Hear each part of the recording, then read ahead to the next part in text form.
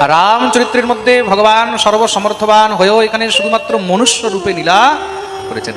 একটি মনুষ্যকে কিভাবে জীবন নির্বাহ করা উচিত, কিভাবে নিজের জীবনকে নিয়ে চলা উচিত, সেই সম্পূর্ণ জীবন শৈলী, জীবনের যাত্রা, মনুষ্যের অনুকরণীয় প্রত্যেকটি কর্তব্য, প্রত্যেকটি কর্ম এখানে ভগবান রাম চরিত্রের মাধ্যমে সমস্ত জগৎকে দেখিয়ে গেছে।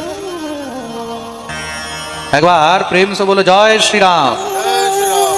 আরো জোরে, জয় শ্রীরাম। আরো জোরে, আরো জোরে। জয় জয় শ্রী সীতারাম। এর আগে আমরা রাধে রাধে খুব করেছি, তাই তো? এইবার 7 দিন শুধু কি হবে? জোরসে বলো জয় শ্রীরাম। বলি রাজা রামচন্দ্র ভগবান কি। জয়। যেই চরিত্র তুমি শ্রবণ করবে, তোমাকে সেই চরিত্রের মধ্যে একদম পুরোপুরি ঢুকে যেতে